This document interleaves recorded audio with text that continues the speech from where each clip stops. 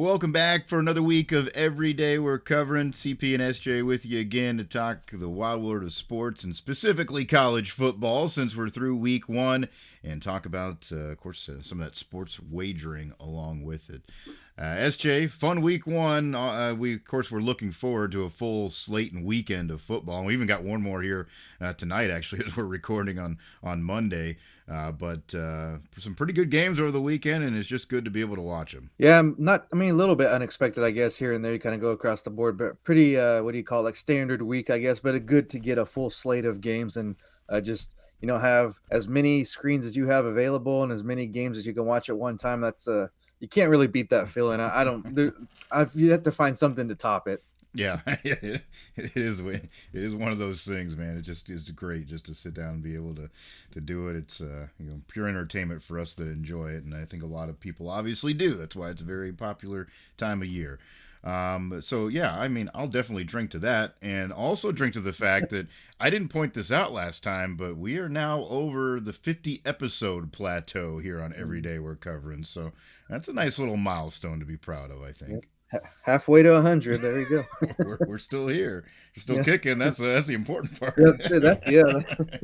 Yeah, 50 don't seem like a big number when you think about some things, but when you think about, this that many recordings, it's actually quite a bit of time and effort and energy. So Yeah. kudos to us, I suppose. Yeah, well, and hopefully we'll can continue to catch on with some other folks as well, and they enjoy it. So I think we're off to a pretty good start here for this college football season, and that might gain some more eyeballs and ears on the program here as well. As we start, of course, as we're drinking to that, I'll mention what we're drinking here.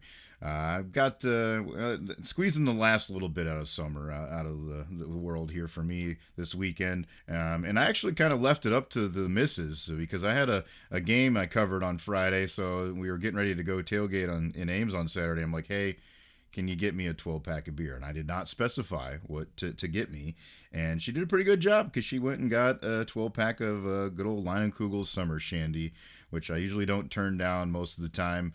Definitely one of those you're not going to drink, the whole 12-pack at once. But it's good to have a few of them and enjoy at the end of the summer. So that's what I had over the weekend, what I'm drinking right now. How about you? Hey, when someone's doing the legwork, you just don't really complain about what you get, right? You just drink whatever comes, whatever comes your way. But no, that's a good pick. The soccer moms have their pumpkin spice, and we have our Oktoberfest. So that's kind of the way I went. Of course, I had to go with my stand, my standby there with Yingling. I don't remember them offering the Oktoberfest, at least in our area, last year. Yeah. So I definitely snagged a couple cases there right when I saw it, just in case it flies off the shelves, which usually that's the case. But yeah, I'm getting nice Oktoberfest. I mean, I think Saturday morning it was like 65 degrees, so that's fall weather. So I was like, why not? Let's freaking do it. Yeah, and obviously a brewery that does most things pretty well, so I'm sure that's a great one.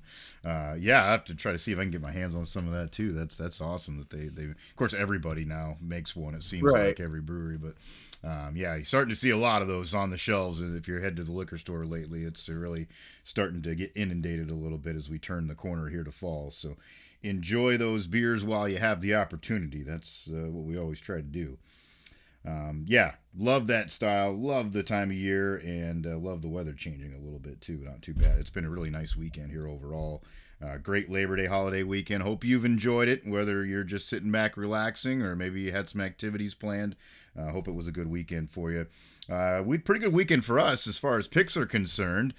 We started off the year with our overall slate going 8-5, which really isn't too bad. We're on the plus side of things, so that's the whole goal is to be on the right side of the ledger at the end of the day, and that's where we landed after all of our picks. And I'll kind of give you a quick recap rundown through it, and we can maybe kind of mention what maybe surprised or did not surprise us, what we liked. Started off with a couple of pretty easy ones or just slim ones in that first day.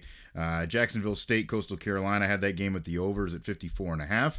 And they got all the way to 82 in that game, so that one covered real easy. Coastal won handily, despite not a new quarterback. They look pretty good, so nice start for them. North Dakota State, we were both on, getting the points, 9.5 against Colorado, and it ended up being a 31-26 final. And, of course, 4 yards away from being tied at the end of the game. Or maybe a penalty away from, winning that game. Yeah, So yeah, yeah. Wild finish. I mean, two things obviously that stood out big time from the way that thing went was, yeah, they got the bailout pass interference call. It was one of those, where your quarterback runs around for an hour and then throws it up as far as he can, and the receiver decides he's going to stop dead in his tracks and let the other guy run into him. Well, yeah, that happens, and it just sucks. Like it's not a there's nothing detriment or I guess intentional about it from the defender's standpoint, and it's not a real like true penalty in my eyes, but it gets called. They got it, and then they were dumb enough to turn around and throw a pass on the next play. What no, the yeah, hell are that's they? just the type of things you can have all the athletes you want, but when it comes to like knowing the game and that type of thing, which is odd considering how much football that coaching staff, just the experience they Mm-hmm. have, whether it just be celebrities or whatever they've played the game. So, but just stuff like that just is what kind of makes you not totally get behind them as being a successful team. You can like them if you want in that whatever style. That's not not even the conversation, or even if you want to call it an argument that I ever have. It's more of the football part of it. That's just something I couldn't get behind because it's not all there from all areas. They might have the talent, but there's a lot of other things missing. And man, they kind of to me they lucked out a little bit there on Mm-hmm. Thursday night. Yeah, and I mean they could have basically had like maybe 10 seconds left in the game. If they would have just ran the ball. They would have had to give it back.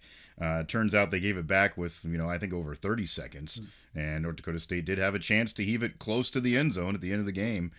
So that's how it worked out. But yeah, they lucked out, still won the game. But definitely an interesting choice at that point. So we hit that one. You had Temple playing one of those high numbers. Didn't work out. Getting I mean, if I'd have known 43. Oklahoma was going to throw the ball up by 45, but that's what I said. We're just going to kind of play them and see how it goes.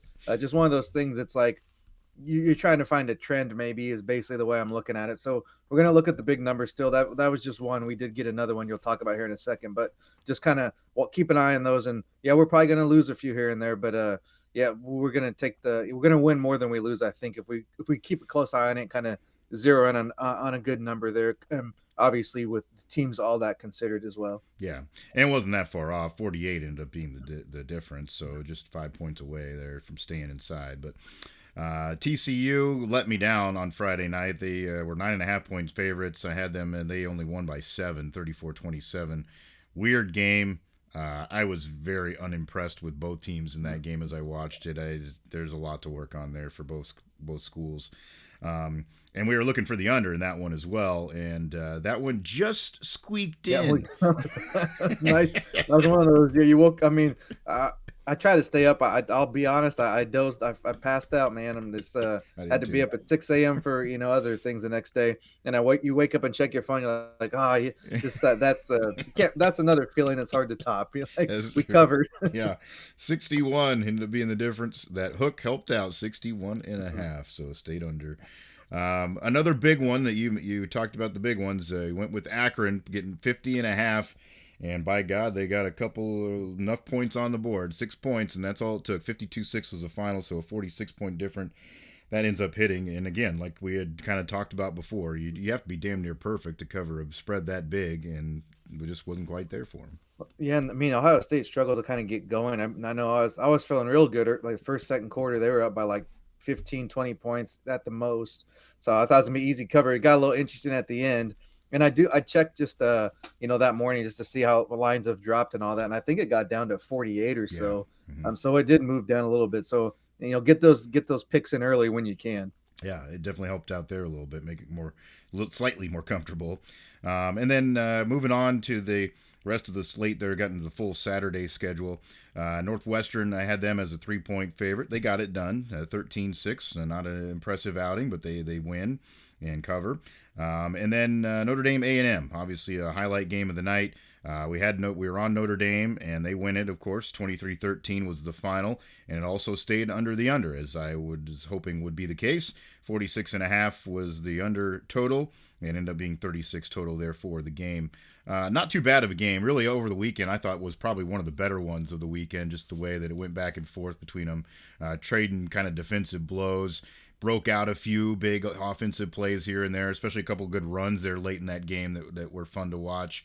I think two pretty good teams, really, that probably have a pretty good chance to have good seasons. Yeah, that was one of those that you could, I think, say was a true defensive battle there. A lot of times we say that when it's 10-7, but in many cases that's just terrible offense. And it's not some, but this case it seemed like they were, making some big hits on defense, making some big plays. There wasn't a ton of miscues. Of course, you're gonna have a penalty here or there, especially when you're in a loud environment. It's gonna be a false start or something like that. But overall, I think it was like easily the game of the weekend as far as how competitive it was, and just the atmosphere is pretty good. And we were on the right side of things, so maybe that leans my opinion that way as well. But just comparing it to last night, it was a far better at least like entertainment value. I would have picked that one out of the whole weekend, but I guess like I said, probably helped that we were on the winning end. Yeah, I agree. Out of the marquee matchups, it really I think turned out to be the most entertaining and enjoyable and probably well played football game overall. I was glad that was a night game because when I did get back from Ames in time to watch most of the rest of that one, at least the second half, and that was a fun one to end the day on. Another one I did miss. I was kind of going for a bigger total, and I thought Colorado State would at least put up a couple of scores, and they did. They laid an absolute egg, 52-0. Texas beat them down, so we were off the mark on that one. I had Ohio getting 17.5, and again, here's where it gets real close. 38-22 was the final. They lose, Hey, but hey, 16 points. I'll take it. They cover. all you need, yeah, that's good. Got it right in there. So the Bobcats come up for us. And then, last night was the dud. USC, LSU. We were looking for overs in that game. Did not happen. Only 47 points, and then it ends up being 27-20. USC winning, and I was on LSU giving 4.5.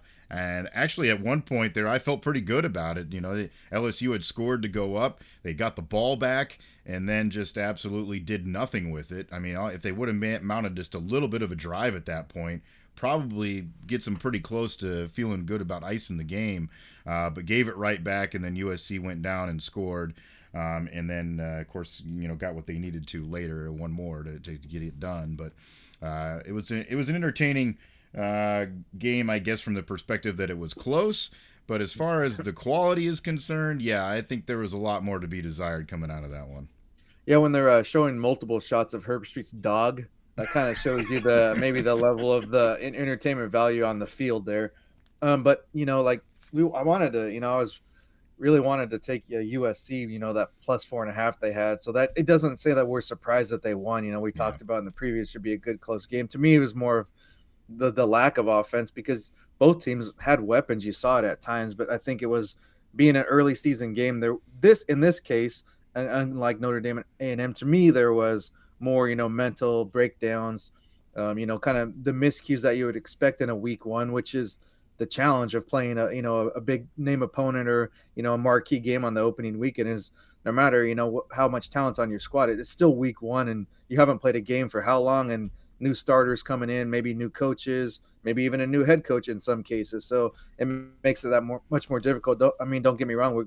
We love to see these big matchups. I'd much rather watch that. Even if you're on the yeah, losing end, I'd rather play a Notre Dame, a Michigan, a USC, a Texas than, go out and play, whatever Talladega Tech or whoever's, right? It just, even if you win candidly, it's like, well, what do we yeah. really Nobody cares. learn? Yeah, But I mean, that's we know that's how the college football's been like that for a long time. But it is nice to see the marquee games, and I think with the playoff it will help because a loss isn't a loss like it used to be. Like no, whoever lost in week one can still come back and get in that playoff very easily. So, well, not easily I should say, but it's possible. yeah. Of course, it's not going to be easy to work your way back in these conferences, but you can do it. It's still possible. It's not, with the BCS or even prior to that with the polls, you lose once and you're done. Yeah. Yeah, it was interesting because I think it already trended a little bit that direction with teams just because of the strength of schedule argument that started with the four team. People were getting a little bit more willing to play these types of games. And now I think it should be even better because, yeah, that early season loss probably doesn't, damper your chances too much. I mean, yeah, maybe it hurts a little bit if you're splitting hairs at the end of the season with another team, but still playing a good tough opponent to start the year usually isn't not going to do anything bad as far as improving your team. And now, as far as record, it's much more palatable if you do take that loss. Well, we never know what these committees are thinking, but to me, if I was someone voting, if someone's going to play a tougher schedule, I'm going to give them the benefit of the doubt against somebody who's playing, a lower, conference or lower level opponent, even an Mm-hmm. FCS team. To me, that you get a little more credit, even if it's a loss. at least that's how I'd look at it. Is you're at least challenging yourself, trying to play the best, and put your your record on the line, put your money where your mouth is, so to speak.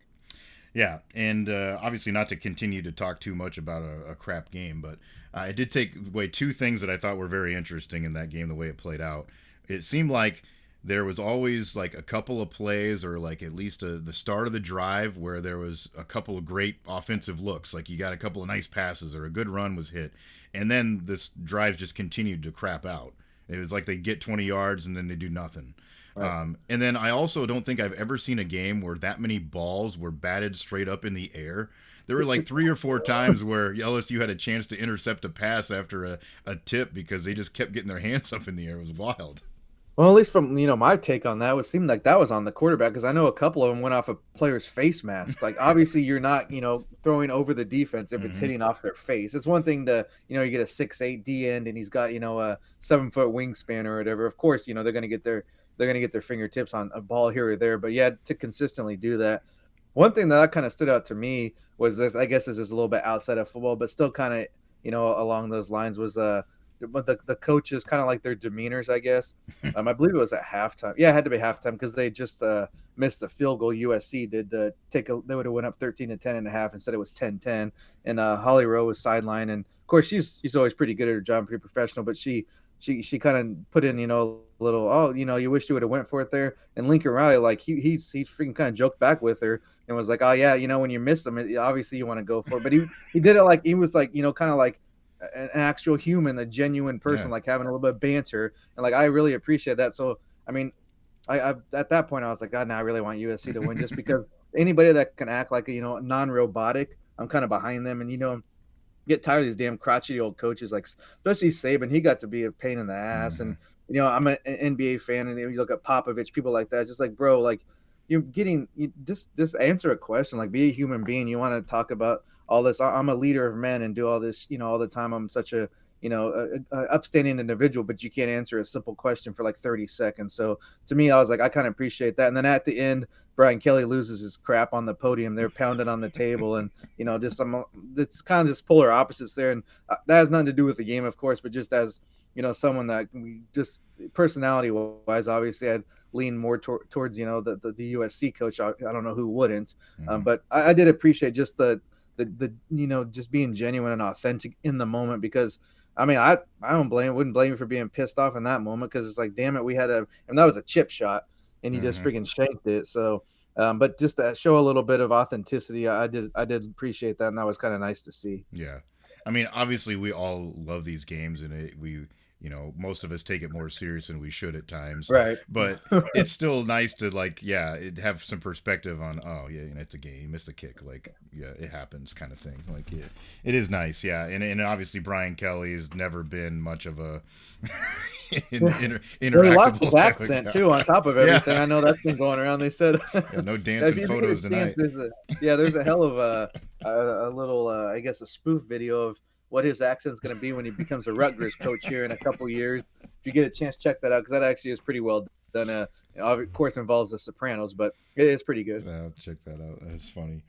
Um, along those same lines, I'm sure you saw this, but they put up the clip during one of the commercial breaks on game day, and it was like 2 different kinds of people, and it was little John was playing during the break, and McAfee's over there kind of like dancing in his seat, and they pan over to Saban, and he's just like deadpan, like doesn't move. That's about right.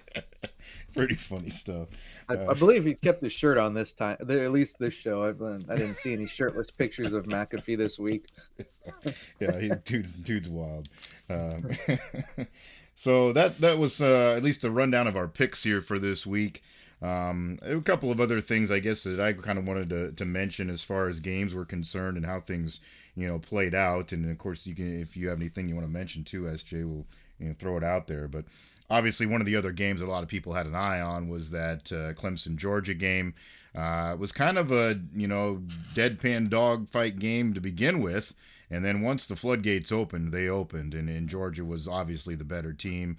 And it does, I think, for Clemson faithful, start to maybe hit the panic button a little bit of, yeah, this whole Dabo not doing the recruiting or doing the portal stuff might start to be a big problem because they certainly didn't have the horses to keep up. Yeah, I know it's not a conference game, obviously, but when we did our conference predictions, Clemson was kind of an afterthought when it came to the ACC race, at least in my mind. So this kind of proves. I mean, it's one game, but that goes to why this shows why I was maybe thinking that they could be in trouble this season, just being so anti NIL, so anti keeping up with the times.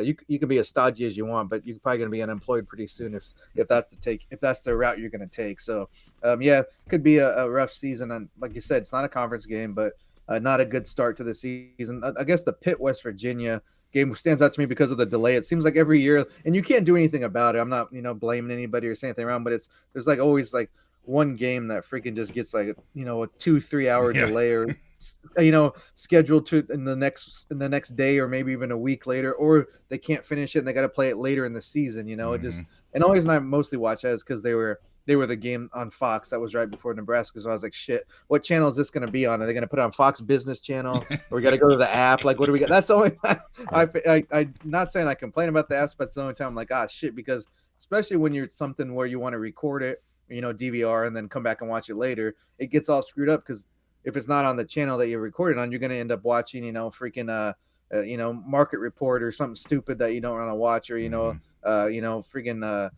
the Maury show, something that's not scheduled to be during that time. So that's the only time I'm like, oh man, I wish there was a way for, to some type of AI or something to adjust the channel automatically where the game's on. But yeah, it's, I don't know, like I said, it's nothing we can do about it. It's not a bad thing. It's just there's always that one or two games where there's just a hellacious rain or lightning and just can't do anything about it. Just part of comes with the territory, Yeah. being outside in the change of season time. Yeah, yeah, certainly. And it was that was kind of an interesting game for a little while too, but again, Penn State seemed to have pretty good handle on the lead for a good chunk of that. So that was not as exciting either. As far as obviously the Clemson thing too, Georgia's very good. I mean, let's be honest. They could very well be one of the best teams in the country. I mean, they have. I certainly think one of the best quarterbacks out there. They played very well. Show that they have got a lot of weapons that they can work with, and they certainly are going to be a team to be reckoned with the rest of the year. Yeah, I might have said Penn State if I did. Clear it up. Penn Oh yeah, State, West Virginia. I know who played. I don't remember. I was just yapping. So just yeah, FYI, whoever's listening, like this bastard don't even know who played. I know it's Penn State and West Virginia. Just yeah. There you go. clearing that They're up. in the Yeah, same state. I mean, come on, yeah, pretty please, yeah. much. um, yeah, and then of course a couple of the other things that I saw that I thought were interesting. Just some of the wild numbers I thought was pretty interesting. Old Miss, dropped over 70 points, and I saw when we looked it up last night, my cousin and I were talking about some games. They had damn near like 800 yards of offense in that game. Like that's just insane. Like how do you even do that? Like it's almost impossible to do that consistently in a game like that. And then of course McMillan, the wideout at Arizona, they really struggled for a while against New Mexico, but once they finally got going, they pulled away in the second half and won it. And he ended up gaining over 300 yards and had 4 touchdowns on just 10 catches. Like the guy obviously is very good, and that connection is going to be tough to stop throughout the year. But just wild when you see some of those video game numbers. Yeah, I mean, Tennessee was another one that was kind of like that. It was I saw a score pop up and it was like 42 to something. I was like, like, and Louisville was kind of on the same boat at the same time, and I was like, they're probably getting another touchdown. It was only the second quarter. It was going to halftime, so Yeah, they ended up hitting almost 70 there yeah, too. So just yeah, that's the amount. Whatever. I mean, you got to get your first week one game in, but I don't know. Even as a fan of that team, it's like, what's kind of the point of this here? We got to, especially if we're gonna narrow things down to having like a college football conference type thing, like that's one yeah, thing where I would like these games to just kind of go away. It doesn't really help anybody, and I know it helps the small schools with the money, but if they make it out with 2 or 3 players on the injured list, what's the return on investment there? So that and kind of going the other way, Oregon was one that stood out to me as yeah. far as like maybe not looking so well. The numbers wise, like you'd look at the stats and shit, they must have scored 50, but I just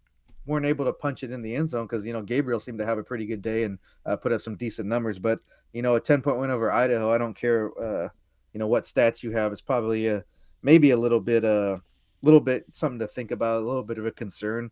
See how next week turns out. Obviously, just week one, and then maybe like the biggest, I guess, big week one win, or maybe someone that you want to give out the helmet sticker type thing, is Miami. I know Yeah. Florida isn't expected to be much, but just to put that whooping on them like that in a rival game first week of the season, they might need to keep an eye on the Canes this year. Unfortunately, they might have a pretty decent squad. We'll see, I guess, how it plays out. But to do that in week one, you got to give somebody credit, no matter who they played.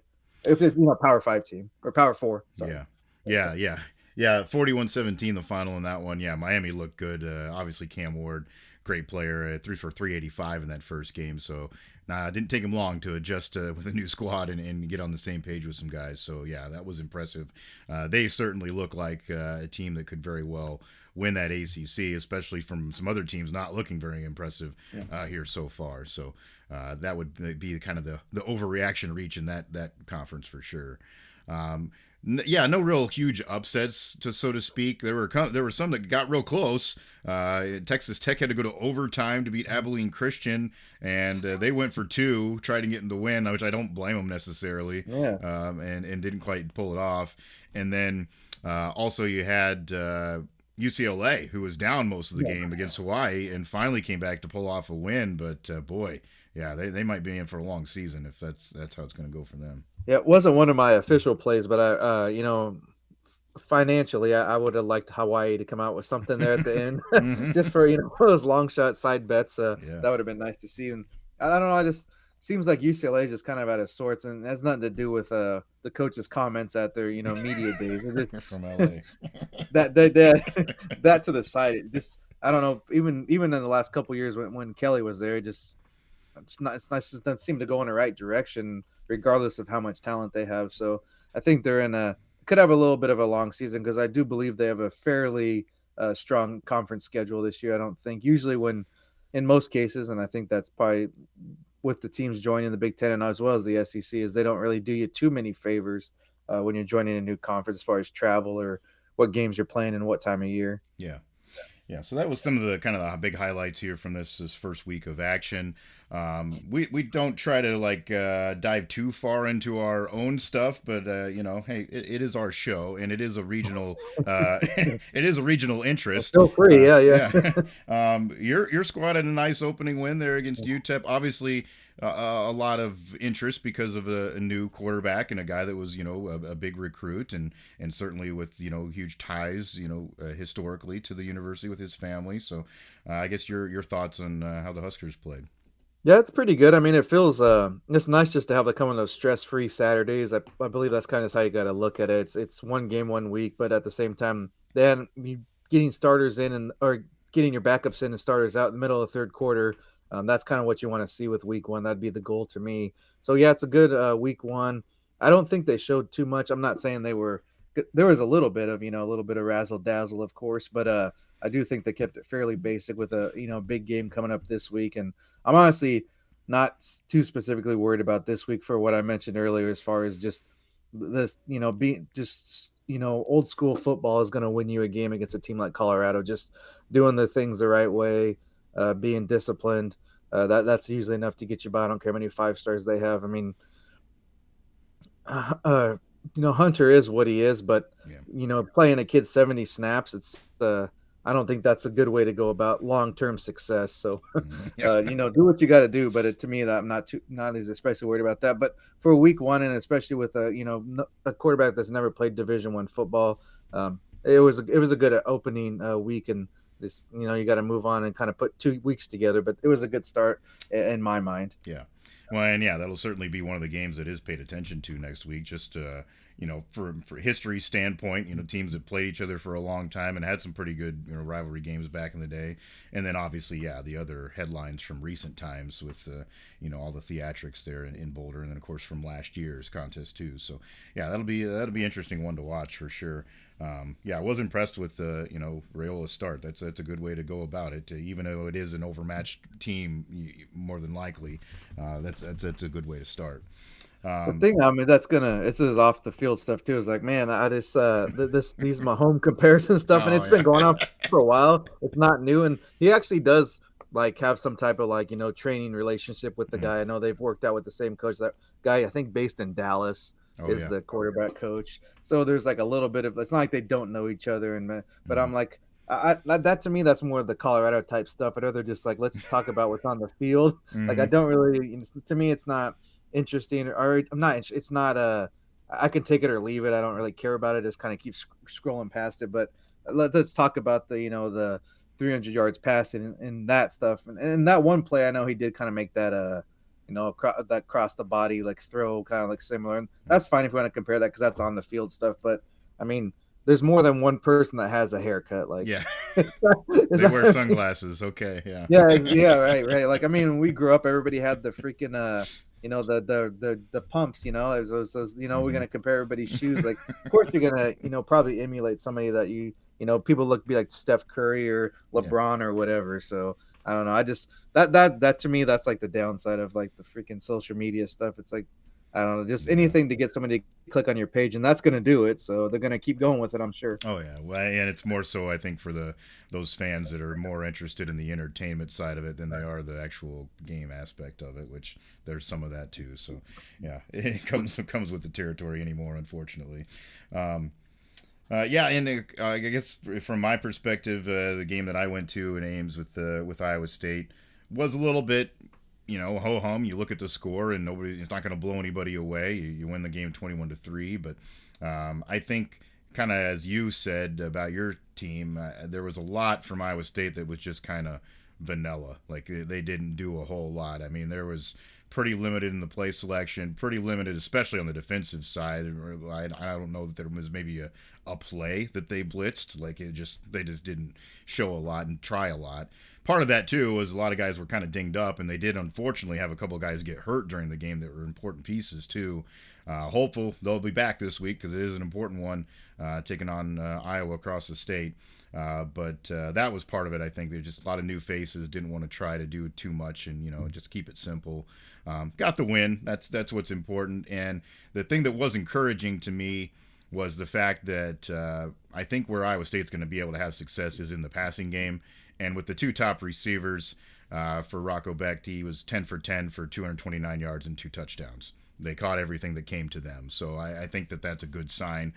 Started off the game with the hell of there were 2 plays and a touchdown. So everybody's going nuts, and then it just kind of got boring after that, unfortunately. But yeah, good. There's some signs there. Line plays got to get a lot better. I see that on both sides, unfortunately. And in some ways, sometimes that's the way the season starts, too. But overall, happy with the win. Like to see a lot more, and we'll know a lot more when we take on the Hawkeyes next week. So I'm looking forward to that. Always look forward to that game, and that'll have some Yeah, I eyeballs on just it think too.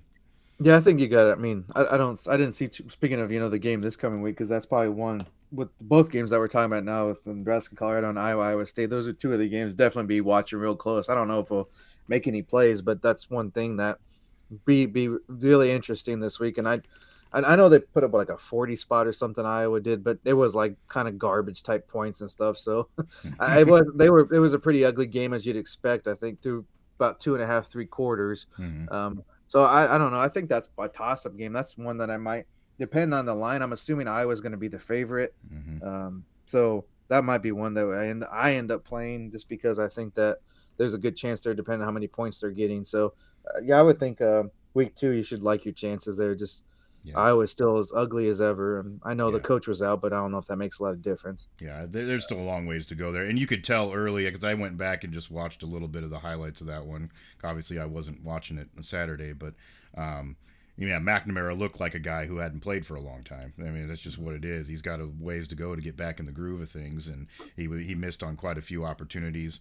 And then they had a couple of them, like you said, where it was just maybe the receiver went up and made a terrific play. It wasn't necessarily like, oh, that's a great throw, that's a great route kind of thing. It worked out. Not to say that it's not encouraging for them, because anytime they score more than 20 points, they're going to be off the charts, and they should be happy about that. But yeah, it doesn't, not like I'm thinking that there's a new renaissance immediately there in Iowa as far as offensive production is concerned. Yeah, there's a ways to go there. But and what's encouraging is, well, maybe they used up their 3 week allotment of points, so they won't score anymore next week. That's what I'm Well, hoping yeah, I for. mean, and they're gonna, they seems to always, whenever they in a big game or upset or something they win, they're gonna need a special teams or a defensive score to kind of even just keep pace, let alone win. So, I mean, that's an area if you, eliminate that or just play solid special teams and limit your turnovers, you're probably gonna be in good shape as long as you can put up 21 to 24 points. Yeah, it'll be an interesting game. Always has. It has been as these two coaches have been against each other. They've all been close games, and I don't expect anything different this time around. Certainly have respect for that series. So there's a couple coming up here this next week. Obviously, one of the highlight games too is Michigan Texas. That's where game day is going to be. Should be an interesting test. Michigan obviously didn't look terrific. Yeah. Texas did. So it might be one of those interesting moments where, hey, is a little bit changing of the guard. I don't know. We'll see. Yeah, I'm trying not to overreact from week one, but I'm not feeling too good for Michigan's chances. I already thought they were going to kind of take a step back. Of course, you lose, a coach that's won a national title, and then just the off the field / on the field issues they've had with recruiting and all that type of stuff. I just and first time Division 1 coach, let alone at like a power pro, one of the bigger programs in the country. I think that's a recipe that you don't probably want to have at this time. So I think it might. I mean, what are we looking at now? So it looks like a Texas is a 7 point favorite. At this moment, I'd pick them to cover that 7 points. Probably like a 10 point win. I mean, I could see it getting away from them. The word that I think would help is being early in the day. Sometimes those favor the quote unquote underdog. Mm-hmm. Just being that, but that's not something you want to hang your hand on or rely on. Just being at 11, there's been a lot of ass whoopings that early in the day, so it's not like it's impossible. But that'd be the only thing I'd really help that would help Michigan out. I just think the Texas is probably just too explosive for them for Michigan. But we'll look at it closer as it comes. But as being a marquee game, I don't know how much marquee it's going to be. Just I mean, you got names and numbers. Other than that, I don't know if it's going to be that entertaining of a game. Yeah, yeah. I don't necessarily expect it to be either, but it certainly is intriguing for sure. Something to watch for a while, no doubt. Other games that I just had a quick little eye on that I think will be good ones to watch this week. I'll have an eye on that Oklahoma State Arkansas game.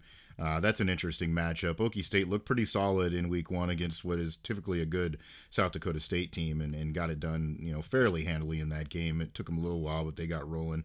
And obviously Ollie Gordon, a great player. Arkansas had a nice win in their opener, but didn't obviously play anybody. So that'll be one to see how that goes. And then I think there'll be some intrigue as well in taking a look at a game like the I had it right in front of me here. Oh, NC State, Tennessee will be a little bit interesting just because of the two, different conferences. And NC State obviously really struggled in their opener. That'll be a good litmus test because I think both of those teams were ones that people kind of had their eye on as, maybe they can do some damage in their leagues. Yeah, I have a few maybe like off the radar type games. I mean, a couple of them involve ranked teams, but maybe different matchups. So Friday night would be, I mean, I guess if it was like the academic bowl or the math bowl, but Duke and Northwestern have put on some pretty good games Mm-hmm. in the past. So we'll take a look at that Friday night one. And speaking of Northwestern, I don't know if you got to look at their stadium this year, but I don't know why Yeah. everyone's like saying this is awesome. I think it looks like dog shit. Like they're like, oh, this is fucking amazing. Like it's because it's bice. I mean, dude, Lake. I have nothing against Lake Michigan, but it's a lake, bro. Like Yeah. it is not a beach. It's not there's nothing. It's a freaking lake. So I don't know why they're so like they think it's such a great thing up there and freaking the north side of Chicago. I don't know what's so great. I mean, I've been there fucking probably 3 or 4 years straight, and I've other times before, and I'm like, it's fine, it's not good, but they're just obsessed with it. But either way, as far as the game goes, I think it could be an interesting game there. If that's where it's at, it's probably at Duke anyways. But either way, I think that would be a good matchup there. No, it's at Yeah, Northwestern, it is so at we're good. Northwestern. Yeah, yeah. So you better, I guess, bring your scuba gear, Duke. Uh, we'll see how that one plays out. But I think it could be an entertaining game. Right now, Northwestern's 3 point favorite. I might take Duke as the underdog on that one, just straight up. Also, Kansas and Illinois, I guess, kind of a regional rivalry type thing. I think that would be interesting. A Saturday night game there. I'm just speaking of weird stadiums, Kansas is playing half their games in a soccer stadium and a couple at Arrowhead, and Yeah. just all over the place. They're probably playing, someone's backyard by the end of the year. So who knows where they're going to be depending on what week it is. So Mhm. that could be interesting because I do think I don't know that they're going to make a big run in the Big Ten, but a lot of people are down on Illinois. So this will be kind of a game to see what they really have. Mhm. I don't know that they're that good of a team, but I don't know what Kansas has either because when you're preseason rankings are obviously off of last year, so that doesn't do much for me this year. And then the last one was the team we talked about earlier, Oregon. Yeah. A little bit sleepy there in week one. They got a decent challenge with Boise. I know they kind of struggled in their first game as well, but they always kind of put a scare into when they're like the underdog. They're kind of like Mhm. the Gonzaga in basketball. Like Yeah. if they're expected to do good, probably take the other team. But if they're kind of laying in the weeds there and maybe not expected to win, they're going to put a scare in your ass. So I think that might be kind of the week to do it, especially after the way Oregon looked the first week. I think maybe they might have kind of the flash, but maybe they don't have the substance to go with it just yet. It Yeah. might come later in the year, but right now it might not be all. It might not be a complete package as of right now. Yeah. Well, in the early jitters, because what they're going to hear all week too about their week one performance. So Well, and side note, it is at 9 p.m. I mean, of course, 9 p.m. because it's West Coast. That's not a big a deal, but it's on Peacock only. So when you okay. get there's going to be a trend here when you get those streaming only games. It's Hmm. sometimes some crazy things happen. Yeah, I agree. Yeah, that was the last one I was going to bring up too. That is an interesting game for sure. By the way, speaking of Kansas, I don't know if you saw any piece of that at all when they played Lindenwood of all Oh, teams. Um, yeah. are they trying to go for the worst uniforms of all time, or Yeah, what I was? mean, it's like Oregon's kind of got the lock on like the gimmicky thing, and it makes sense because I mean the dude that who Makes the started uniforms? Nike Yeah, is yeah, there, so that makes sense. But yeah, I don't, I don't know if it was supposed to be like an ode to because where they're playing at Sporting KC, yeah, that's kind yeah, of their color. yeah. But at the same time, yeah, it did not look good. They didn't pull it off. But yeah, they've had about as many uniform combinations as you can have. I mean, the only thing they're missing is green. About they've probably covered every other Yeah, color scheme possible, and I don't know. Maybe they'll play in Dublin and they'll be yeah. wearing green. Who knows? Yeah, I turned that on. I was like, oh my god, my eyeballs, they don't feel good.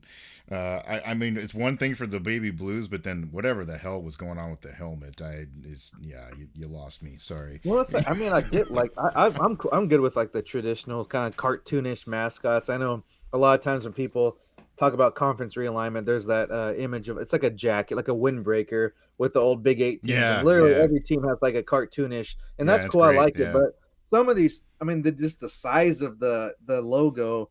When you look at some people's mid courts Oh or yeah. just like on their helmets, it's like there's like it shouldn't take up over half the side of the helmet. Like you Hmm. gotta be a little bit more like a little let loose with that.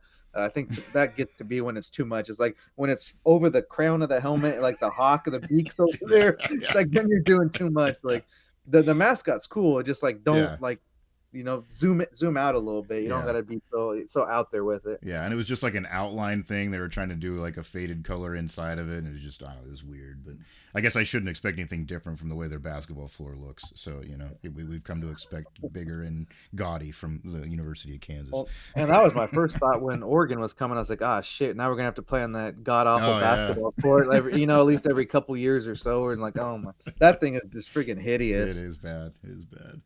Yeah, even my wife one time I was watching a game. She's like, "What in the hell is going on that floor?" She doesn't pay attention that often. So yeah, bad stuff. It certainly makes for some interesting, I guess, matchups with all this change and newness. But yeah, sometimes it's not easy to bear. So that's what we're looking forward to. It should be a lot of great games. Obviously, we'll come back at you later this week and deliver our picks again. So make sure that you follow the YouTube channel. Like, subscribe, and share there, and you'll get our picks for the week. And of course, I'll share them out on socials as well. And then we'll have the graphic up for you too that SJ will put together for you. I So take care of the audio and the visual learners. So. exactly. Yeah, everybody's taken care of here. At Cherokee CP, at SJM Bets. Those are the handles on Twitter, so you can follow us there and you'll get all the latest updates. And of course, like and share and listen on all the various platforms for the podcast as well. You can find it anywhere. So if you're listening somewhere, you want to tell somebody else, just say, hey, wherever your favorite place to listen to podcasts is, search it up and you'll find it. So we appreciate it. Had fun week 1 picks. Hopefully we'll have some good ones coming up for you here in week number 2. It's fun to be back in the saddle again watching some college football. That's SJ Munoz. I'm Chris Parks. Thanks for joining us for another week of Every Day We're Covering. We'll see you next time for some more covers.